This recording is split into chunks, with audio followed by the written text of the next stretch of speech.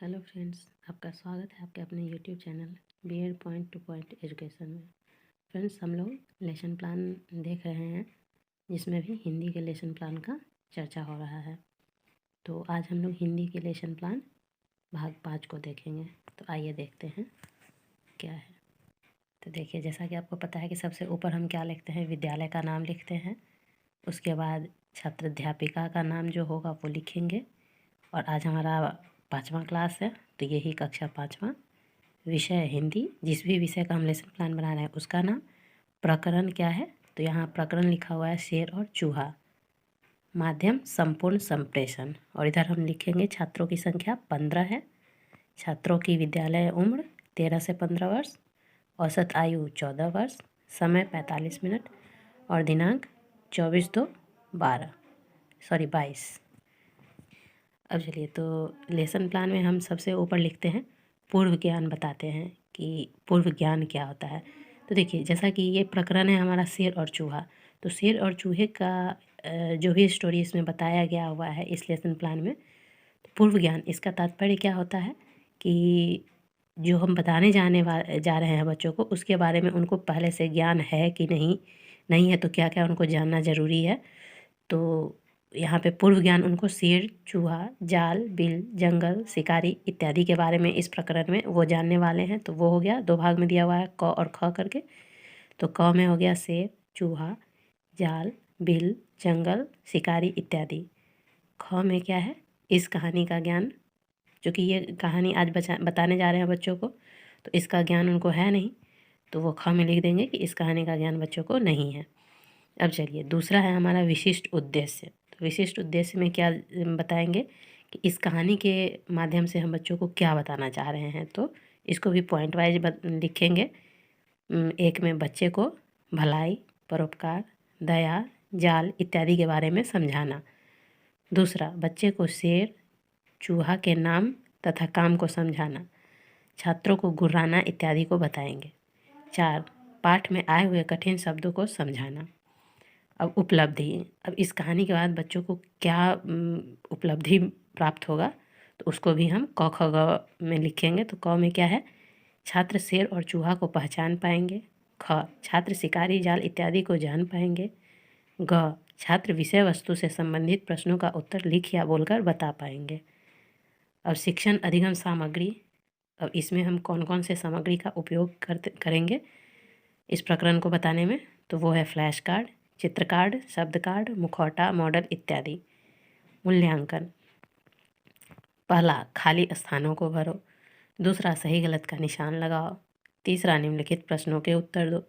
चौथा, समूह अ का समूह ब से मिलान करो। अब चलिए, अब यहाँ पे हम कॉलम में बांट के इसका बताएंगे आगे हम। तो क्या है, कितने कॉलम में बांटा हुआ है इसको देखिए, 1 2 3 4 5 और 6 कॉलम में। तो पहले में हम लिखेंगे विषय वस्तु, दूसरे में भाषा बिंदु, तीसरे में छात्राध्यापिका के क्रियाकलाप, चौथे में छात्र क्रियाकलाप, 5वां में श्याम पट्ट कार्य, और छठा है हमारा शिक्षण अधिगम सामग्री। अब चलिए, विषय वस्तु में वर्ग व्यवस्था कैसा है, तो इसके भाषा बिंदु में कुछ नहीं लिखना है। इसमें लिखना है कि सर्वप्रथम मैं कक्षा में जाकर सभी बच्चों का अभिवादन करूंगी तथा छात्रों के बैठने की व्यवस्था को सुव्यवस्थित करूंगी। और दूसरा है, मैं सभी बच्चों के श्रवण यंत्रों की जांच करूंगी। छात्र क्रियाकलाप में क्या है, सभी बच्चे शिक्षिका का अभिवादन करेंगे तथा वर्ग व्यवस्था में सहयोग प्रदान करेंगे। दूसरा है, सभी बच्चे इस क्रियाकलाप में सहयोग प्रदान करेंगे। इसके श्यामपट्ट कार्य, इस क्रियाकलाप में कुछ नहीं होना है। अब नेक्स्ट क्या देखेंगे हम, प्रस्तुतिकरण। तो इसमें क्या क्या आएगा, क्या कैसे क्या प्रस्तुत करना है। तो एक शेर और एक चूहा था। शेर सो रहा था, अचानक एक चूहा शेर के शरीर पर आ गया। शेर नींद से जग गया। इसमें क्या है, इसका भाषा बिंदु शेर और चूहा है। मैं सभी बच्चों को शेर और चूहा का फ्लैश कार्ड दिखाते हुए पूछूंगी कि यह क्या है। क्या तुम लोग शेर और चूहे की कहानी को जानते हो। कुछ क्षण छात्रों के उत्तर की प्रतीक्षा के बाद मैं बच्चों को बताऊंगी कि आज मैं तुम लोगों को शेर और चूहा की कहानी सुनाऊंगी। और इधर हमारा क्या है, छात्र क्रियाकलाप में क्या होगा, सभी बच्चे मेरे द्वारा बताए गए बातों को ध्यानपूर्वक सुनेंगे और बताने की कोशिश करेंगे। कुछ बच्चे मौन रहेंगे। और इधर श्याम पट्ट कार्य में क्या होगा, शेर और चूहा बनाकर उनको हम दिखाएंगे। और शिक्षण अधिगम सामग्री में क्या होगा, शेर और चूहे का चित्र कार्ड, शब्द कार्ड, फ्लैश कार्ड या फिर मुखौटा द्वारा उनको हम दिखाएंगे। अब चलिए इधर विषय वस्तु में हम नेक्स्ट क्या है हमारा,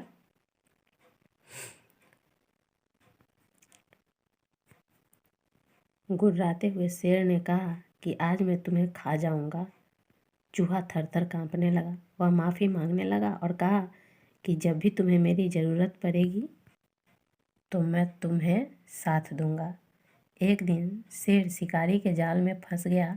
चूहे ने जाल को काट दिया, जिससे कि शेर आज़ाद हो गया और चूहे को धन्यवाद दिया।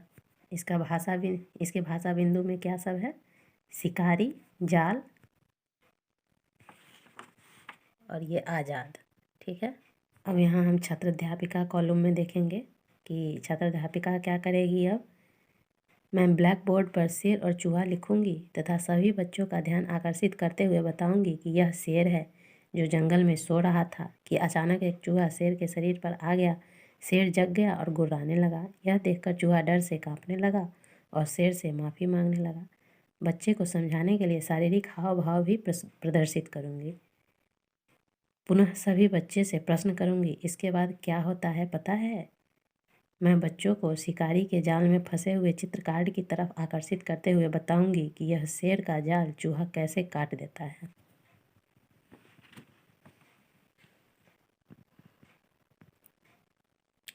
शेर आज़ाद हो जाता है। इसे समझाने के लिए मैं अपने शारीरिक हाव भाव भी प्रदर्शित करूंगी तथा बताऊंगी कि शेर धन्यवाद देता है। ठीक है। और फिर इधर क्या है, छात्र क्रियाकलाप में क्या होगा, सभी बच्चे मेरे द्वारा बताए गए बातों को ध्यानपूर्वक सुनेंगे, समझेंगे तथा बताने की कोशिश करेंगे या फिर मौन रहेंगे।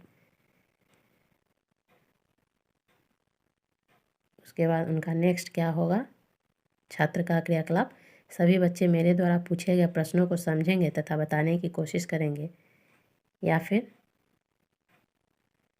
मौन रहेंगे। सभी बच्चे ध्यानपूर्वक देखेंगे तथा वे बताने की कोशिश करेंगे।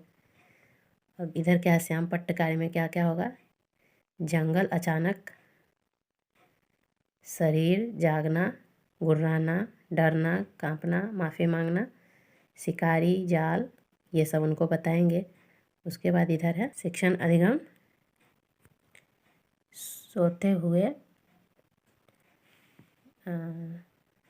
सोते हुए तथा गुर्राते हुए शेर का चित्र कार्ड दिखाना या फिर मुखौटा। जाल में फंसे हुए शेर का चित्र कार्ड हम दिखाएंगे या फ्लैश कार्ड दिखाएंगे। अब इधर देखिए हम क्या है, छात्राध्यापिका क्रियाकलाप में आगे क्या करेंगे, हम श्रवण प्रशिक्षण बताएंगे। ठीक है। मैं अपने मुंह को ढक कर कुछ शब्द बोलूँगी जैसे शेर, चूहा, जंगल और बच्चों से पूछूंगी कि उसने क्या सुना। तो इधर क्या होगा, सभी बच्चे मेरे द्वारा सुनाए गए आवाज़ को ध्यानपूर्वक सुनेंगे और पहचानने की कोशिश करेंगे। और इधर TLM श्यामपट्ट कार्य में कुछ नहीं है, आज़ाद है। और शिक्षण अधिगम सामग्री में भी कुछ नहीं है।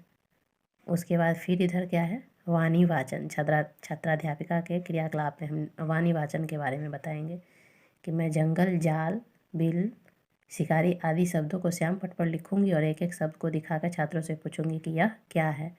फिर छात्र क्रियाकलाप क्या होगा, सभी बच्चे मेरे द्वारा दिखाए गए शब्द चित्र को पहचानेंगे और बताने की कोशिश करेंगे। छात्र सफलतापूर्वक वाणी वाचन कर सकेंगे। फिर नाटकीकरण में क्या होगा, मैं सभी बच्चों को कहानी समझाने के लिए नाटकीकरण करवाऊंगी जिससे कि सभी बच्चे इस कहानी को अच्छे से सीख सके या जान जाए। सभी छात्र मेरे द्वारा बताए गए नाटकीकरण में भाग लेंगे। सभी बच्चे भी नाटकीकरण के द्वारा इस कहानी को बताने की कोशिश करेंगे। और इसके श्यामपट्ट कार्य में कुछ नहीं है। और शिक्षण अधिगम सामग्री में नाटकीकरण से संबंधित सभी चित्र कार्ड, शब्द कार्ड इत्यादि का प्रयोग मैं करूँगी। अब पुनरावृत्ति नेक्स्ट इसका आएगा, नेक्स्ट स्टेप। तो पुनरावृत्ति में क्या होगा कि मैं संक्षेप में छात्रों को पुनः परिचर्चा करते हुए शेर, जंगल, चूहा, शिकारी, जाल आदि के बारे में बताऊंगी और पहचान करवाऊंगी। इसके साथ ही छात्रों के सही सही उत्तर बताने पर वेरी गुड या गुड बोलूँगी तथा बच्चों का पीठ थपथपाऊँगी। अब पूरा करने के बाद मूल्यांकन अंत में करना है। तो मूल्यांकन में हम बोलेंगे खाली स्थानों को भरने के लिए। क, शेर डैश में सो रहा था, जंगल और घर। ये कार्य छात्रों को करना है। फिर ख, चूहा डैश के ऊपर आ गया, ब्रैकेट में शेर जंगल। फिर ग, शेर डैश में फंस गया, जाल बिल। घ, चूहा ने डैश को उतर दिया, जाल शेर। अंग, शेर ने डैश को छोड़ दिया, चूहे जंगल।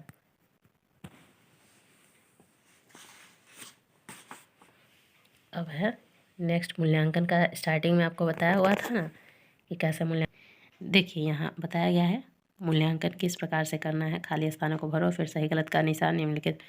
तो खाली स्थान वाला मूल्यांकन का नेक्स्ट स्टेप है सही या गलत का निशान लगाओ। चूहा शेर को कुतर दिया, दूसरा शेर घर में सो गया, तीसरा शेर ने जाल को काट दिया, चौथा चूहे ने शेर से क्षमा मांगी, पाँचवा शेर जंगल में सो रहा था, छठा शेर जाल में फंस गया, सातवां शेर नींद से जग गया, आठवां चूहे ने शेर को पकड़ लिया, नौवां शेर गुर्राने लगा, शेर ने चूहे को छोड़ दिया। तो इसमें हम बच्चों को बोलेंगे सही और गलत का निशान लगाने के लिए। तीसरा क्या है मूल्यांकन का, निम्नलिखित प्रश्नों के उत्तर बोल कर दो। क, शेर कहाँ सो रहा था, शेर किसके जाल में फंस गया, शेर के शरीर पर कौन आ गया, चूहा किसके शरीर पर आ गया, चूहे ने क्या काट दिया, जाल से कौन आज़ाद हो गया, चूहे को धन्यवाद किसने दिया, जंगल में कौन सो रहा था। मूल्यांकन का नेक्स्ट स्टेप क्या है, हाँ या ना में जवाब दो। शेर घर में सो रहा था, पहला। दूसरा, चूहे ने जाल को काट दिया। तीसरा, शेर जंगल में सो रहा था। चौथा, चूहा जाल में फंस गया। पाँचवा, शेर जाल में फंस गया। अब मूल्यांकन का नेक्स्ट मूल्यांकन हो गया। अब हम अंत में गृह कार्य देंगे बच्चों को। रिक्त स्थानों को पूरा करो। जंगल जंग लिख के खाली स्थान छोड़ देंगे, बच्चे उसको भरेंगे। फिर ऊ डैश का डैश, धन्य डॉस डैश द। और इस प्रकार देख लीजिए, ये 4-5 क्वेश्चन लिखा हुआ है। बच्चों को इसको पूरा करके लाने को कहा जाएगा। नेक्स्ट क्या है, समूह अ का समूह ब से मिलान करो। अब क्या है, अ में लिख देंगे हम क ख ग घ करके। देखिए, शेर कहाँ फंस गया, चूहा किसके शरीर पर आ गया, शेर कहाँ सो रहा था, चूहे ने क्या मांगी, जाल को किसने काटा, जाल से कौन आज़ाद हो गया, शेर ने किसे छोड़ दिया, और इधर माफ़ी जंगल जाल शेर चूहा ऐसे करके लिख देंगे। और मूल्यांकनकर्ता का यहाँ पे हस्ताक्षर होगा, जिस पे कि जो भी है मूल्यांकनकर्ता वो यहाँ पे अपना हस्ताक्षर करेंगे। तो इस प्रकार से हमारा ये कंप्लीट हो गया लेसन प्लान। तो अब फिर नेक्स्ट लेके आएंगे इसका। तब तक आप लोग इसको देखिए, इसमें जो भी प्रॉब्लम हो यहाँ डिस्कस कीजिए। और इसका एक और कॉपी हम, ये तो वीडियो था डायरेक्ट, और इसका एक एक पेज का अच्छे से समझा के सेम यही कक्षा 5 का एक और वीडियो होगा, वो भी आप लोग देख लीजिएगा। दोनों में जो भी समझ आए अच्छे से, और फिर अपनी समस्या को बताइए कहाँ आपको समझ में आया या फिर कोई प्रॉब्लम है, तो फिर और अच्छे से लेसन प्लान को समझाया जाएगा। तब तक थैंक्स फॉर वॉचिंग।